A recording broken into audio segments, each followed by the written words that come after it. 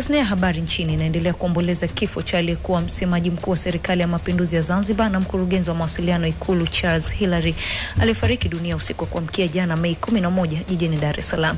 Charles Hilary atakumbukwa kwa uhodari wake katika taaluma ya habari, akihudumu katika vituo mbalimbali vya redio na televisheni ndani na nje ya nchi ikiwemo Radio 1 na ITV, DW, BBC London na Azam TV. Temidayo ameandaa makala fupi kuhusiana na utumishi wake katika tasnia ya habari.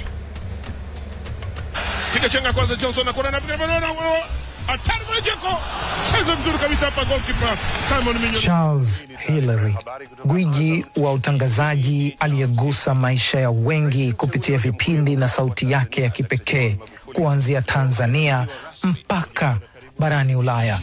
Hii ni Dira ya Dunia kutoka idhaa ya Kiswahili ya BBC. Alizaliwa Oktoba mwaka 1959 katika eneo la Jang'ombe huko Zanzibar.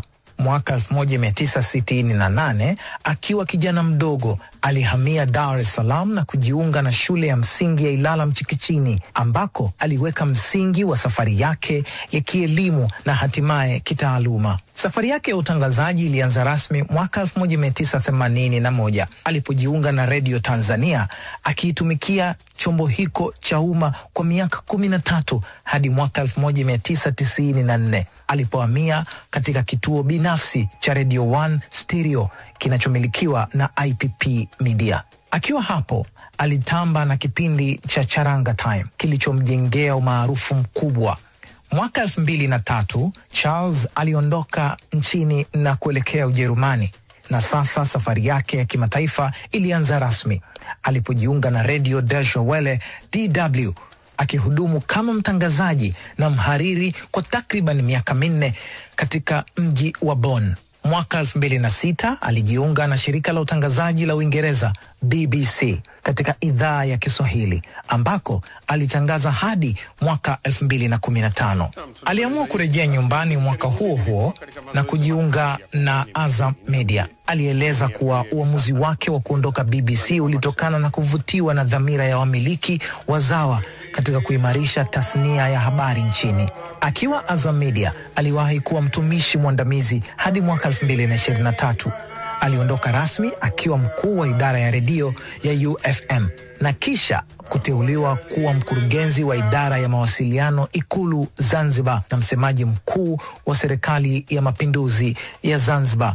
Moja ya mafanikio makubwa aliyojivunia ni kuwa Mtanzania wa kwanza kutangaza kwa Kiswahili mechi za fainali za Kombe la Dunia moja kwa moja kutoka uwanjani mwaka 2010, tukio lililomweka kwenye historia ya utangazaji wa michezo Afrika Mashariki na Kati. Katika maisha yake, Charles Hilary pia aliwahi kunusurika kuuawa kwa risasi mwaka 1964. Siku moja tu baada ya mapinduzi ya Zanzibar.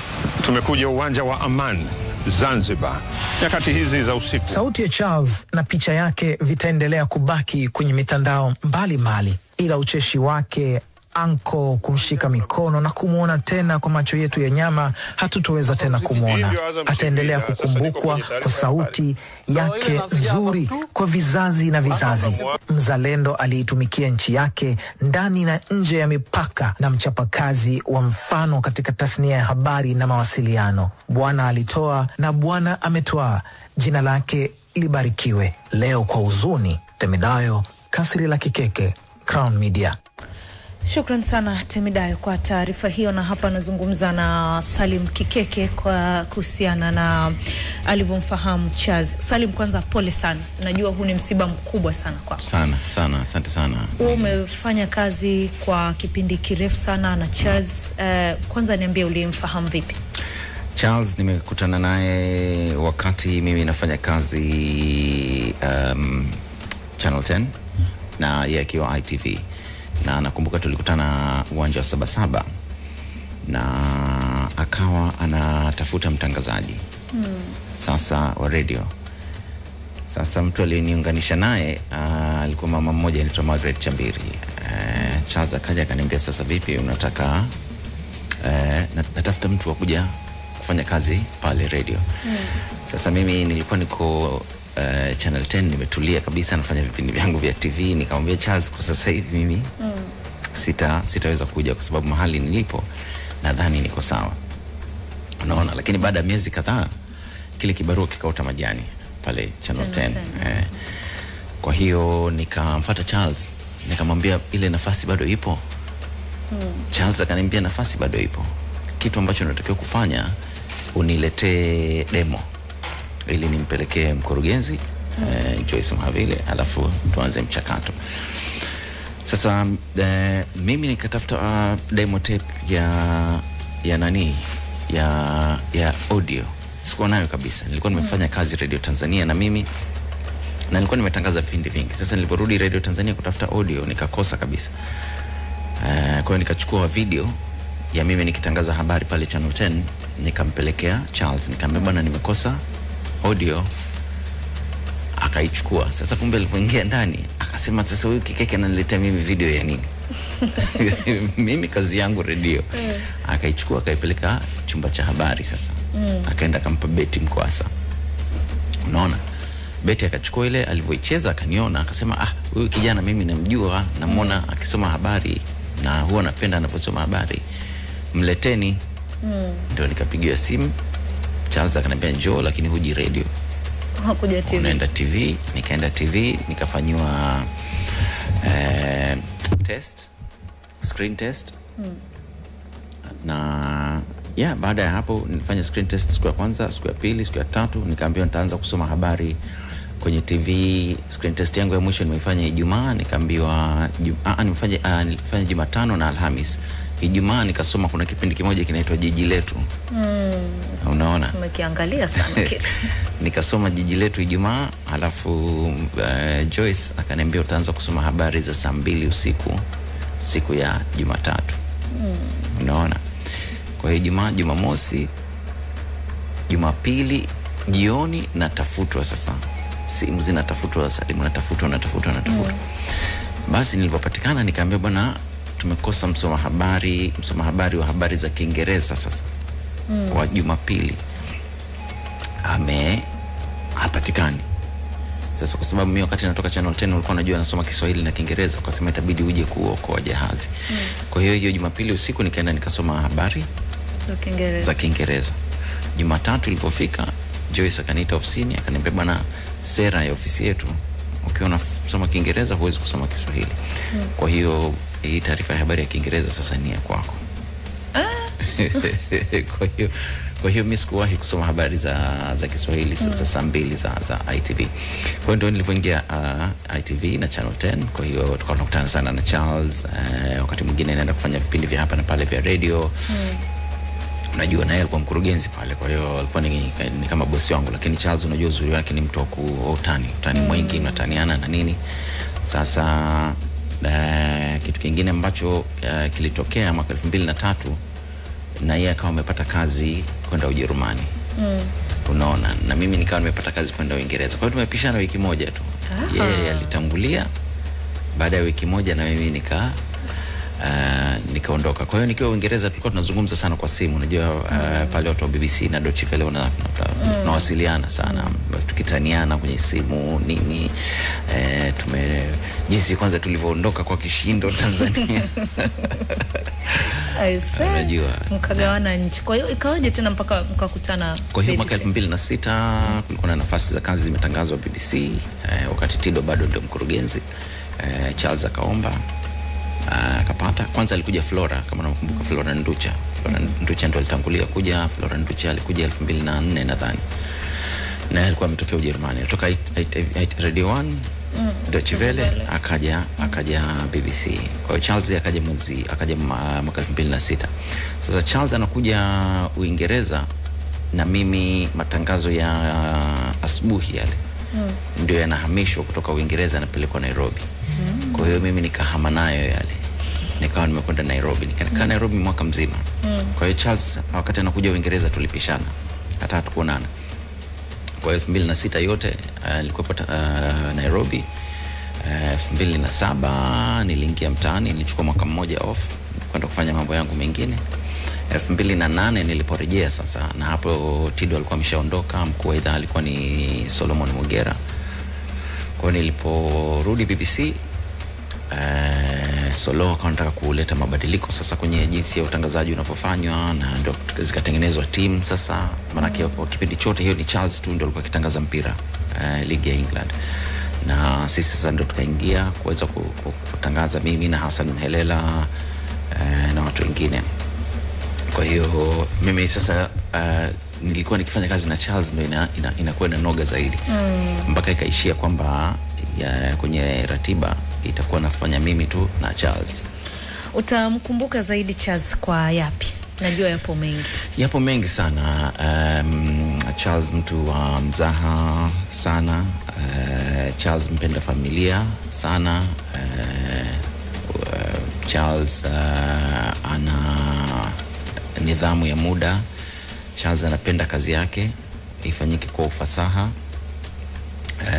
na hasa inapokuja kwenye swala la Kiswahili anapenda utamke vizuri maneno, utamke yanavyotakiwa kutamkwa. Na nakumbuka kuna mtangazaji mmoja sitamtaja, Charles alikuwa anasema ni mtangazaji wa michezo. Kuna timu moja kule Scotland inaitwa Dundee United. Na huyo mtangazaji kila siku akisema Dundee. Sasa Charles anapiga na mabe, wewe vipi bwana? Hiyo sio Dundee, hiyo ni Dundee United. Unaona? Kwa hiyo sasa alikuwa ni mtu hivyo, akikusikia umekosea neno, jina la mji, jina la nchi, unajua jina la mtu, anajaribu kufanya bidii kuhakikisha anakuja kukurekebisha kwa hayo majina pengine ya Kiingereza au majina ya mataifa mengine. Lakini kama utakosea katika neno la Kiswahili, hapo ndio alikuwa anamgonga sana. Kwa hiyo alikuwa anaumizwa sana, na atafanya jitihada hata za kukuandikia au kukupigia simu na kukuambia kwamba hili neno kwa Kiswahili linatamkwa hivi, naomba usirudie tena. Lakini kitu kingine nitakwambia, tulivyokuwa pale idhaa ya Kiswahili ya idhaa za Afrika sasa za lugha, unajua tulikuwa tuna gorofa letu. Tulivyokuwa Bush House tulikuwa kutoka gorofa ya 4, alafu tulivyohamia New Broadcasting House tulikuwa gorofa ya 5. Kuna idhaa mbalimbali. Charles alikuwa anajua kusalimiana kwa Kiportugizi, Kireno, alikuwa anajua kusalimiana kwa Kisomali, alikuwa anajua kusalimiana kwa Kihausa, unajua na Kinyarwanda, Kirundi. Alikuwa yani kila akipita katika zile ofisi anauliza mnasalimiana vipi, na anafanyia mazoezi na ilikuwa ukikutana naye, hasa akikutana na Wahausa, ukisikia wanavyosalimiana utafikiri huyu jamani Mhausa. Utasikia tu Canada pia lo alhamdulillah. Ile lugha bwana mimi imenishinda. Charles alikuwa akipenda sana. Kwa hiyo pamoja na kuwa alikuwa anaipenda lugha yake, lakini pia alikuwa anapenda kujifunza lugha nyingine japo kwa udogo wake. Kwa hiyo alikuwa anapenda sana kujifunza. Ndio. Taarifa ya kifo chake umeipata kwa? Mimi bana nilipata simu kama saa 10 alfajiri juzi. Nilikuwa na kazi Zanzibar. Kwa hiyo nilikuwa na ndege ya kwenda Zanzibar saa 12:30. Kwa hiyo nilikuwa nimeamka tangu saa 11. Unaona? Sasa nimekaa na naona simu ya mdogo wake anaitwa Shem huwa tunazungumza naye sana. Na Shem story yake yeye bana, tangu tukiwa Uingereza tukirudi, Charles akija na vitu vyake, Shem anashindwa kuvichukua kama viatu au mashati, kwa sababu Charles unajua bonge la mtu, alafu Shem mwili wake sio mkubwa sana. Shem alikuwa mchezaji mmoja mpira. Kwa hiyo sasa Shem mimi ndio alikuwa ananionea. Kwa hiyo mimi nikija na raba kali, Shem anasema hiyo unaniachia hiyo. Kwa hiyo tumezoeana sana. Nilikuwa nikienda Zanzibar ndo nazunguka naye na nini. Sasa lakini simu yake ya saa 11 alfajiri kanishtua sana, unaona. Na nikamuuliza bana vipi? Yani Shem alikuwa hawezi hata kuzungumza. Yani kitu ambacho nilisikia tu ni Charles hayupo. Basi nikajua ikabidi nimpoze pale, nikamwambia na mimi ndo nakuja sasa hivi Unguja. Sasa wakati nilikuwa sijui kama msiba umetokea wapi. Basi kwa nikatoka nikafika Unguja, ndo tunaanza kupata taarifa kwamba alikuwa ameletwa Dar es Salaam na nini. Lakini ni mshtuko mkubwa sana kusema kweli, na niseme yani pamoja na kwa zimepita muda, lakini ni bado nashindwa kuprocess. Unajua kila saa naona kama nikienda pale Ikulu nitamuona Charles. Unajua au unaona kama message yake itaingia sasa hivi. Unajua Charles ni yule mtu ambaye miaka yote umemuona. Manake Charles hata mimi nilianza kumsikia akitangaza Radio Tanzania nikiwa bado mdogo, na unahisi kwamba yuko somewhere. Yani ni yule mtu ambaye hutegemei kama kama ataondoka. Yani sasa kitu ambacho pia kinaniumiza sana, unajua napata message nyingi sana, watu wananiambia pole, nikiingia kwenye mtandao naona picha yake inamuonyesha kwamba ni marehemu, yani unajua inakuwa vigumu sana kuamini hiki kitu kweli kimetokea, unajua. Kwa hiyo najua itachukua muda kuweza kuingia, lakini yani kinaingia kwa ugumu sana yani kwangu mimi, unajua. Nilipopata tu ile simu nikampigia Mariam Omar, tulikuwa tunakaa naye, tunafanya naye kazi Uingereza, na kiti chake na cha Charles tulipa kiti cha Mamu, cha kwangu Charles, alafu Zuhura. Nikamwambia Mamu, nikampigia na Zuhura. Nikamwambia Zuhura alikuwa akimuita Charles baba. Nikamwambia baba ameondoka unajua. Yani hamna mtu anaamini, yani unajua hamna mtu anaamini, na ngumu sana pia Charles baba tukaondoka hivyo. Na mimi akipenda kuniita sana Tozi, akiniona anambia Tozi, au kuna story moja nyingine ya zamani ambayo hatuwezi kuirudia, lakini alikuwa akiniona, asiponiita Tozi akiniona tu utasikia anasema Zigo. Basi unajua Charles yuko karibu. Lakini hata tulivyokuwa Uingereza, kila mtu alikuwa na jina lake la utani.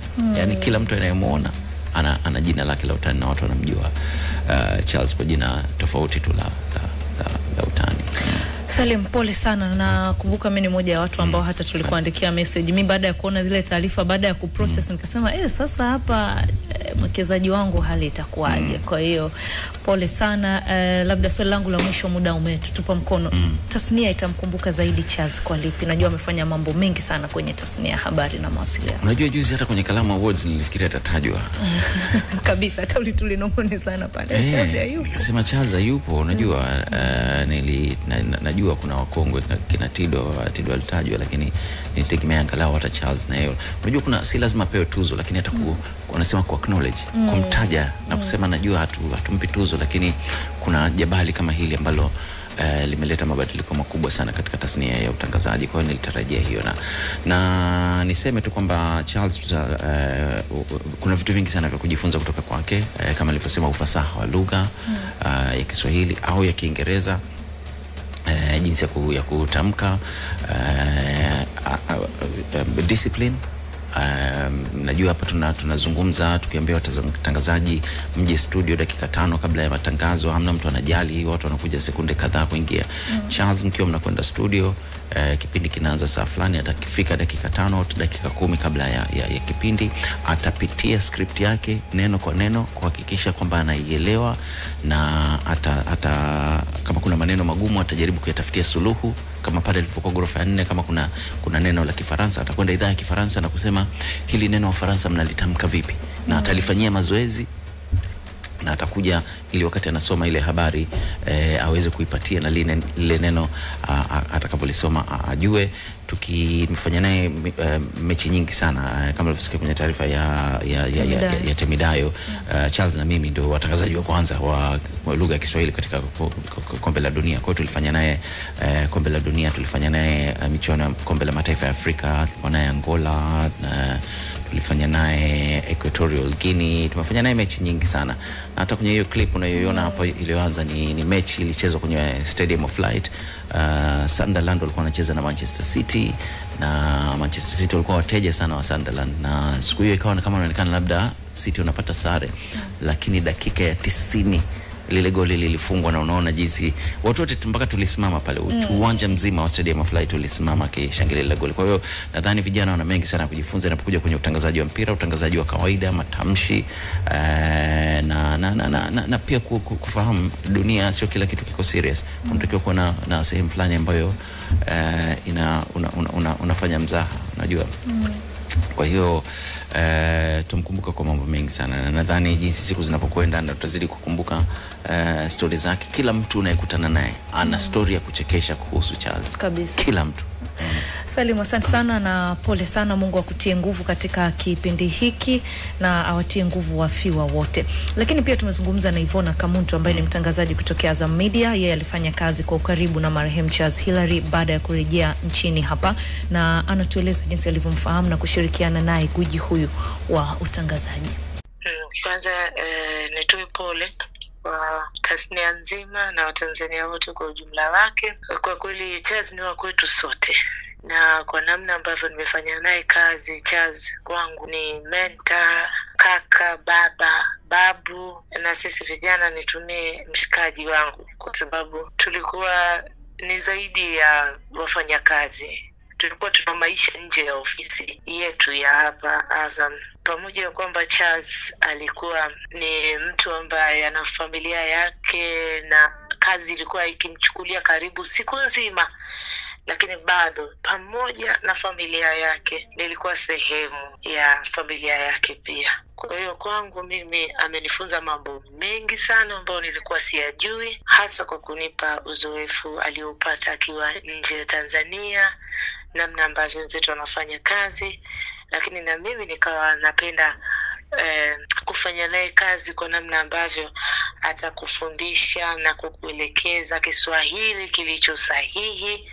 Na unajua Charles alikuwa mpenzi mzuri sana wa Kiswahili na anapenda mtu uzungumze Kiswahili fasaha, lakini vile vile katika kutamka maneno. Charles ilikuwa ni wimbo wake wa kila kukicha. Ilikuwa ni lazima awakumbushe watu kwamba lazima ili neno litamkwe hivi kwa usahihi, liimbe mara kadhaa ili uweze kulitamka hewani. Hiyo ni mtu ambaye kwa kweli ameacha pengo kubwa kwenye tasnia na maisha yangu mimi binafsi. Charles alikuwa ana nidhamu ya hali ya juu ya kazi yake.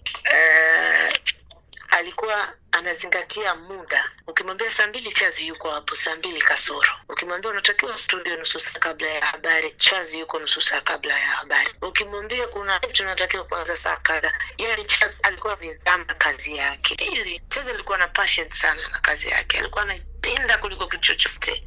Alikuwa hakubali itiwe doa kazi yake. Kwa hiyo alikuwa na upendo wa waandishi wa habari, na si ajabu akaufanya kwa muda mrefu hivyo. Lakini jambo la tatu, Charles amenifundisha kufurahi. Unaweza kuwa unapitia kipindi kigumu sana, lakini wakati wote ukitanguliza mawazo chanya yatakujenga sana. Kwa hiyo amenifundisha kufurahi, na hilo kwa kweli namshukuru, na Mungu ampokee, amlaze mahali pema peponi. Crown Media. Hapa ni nyumbani.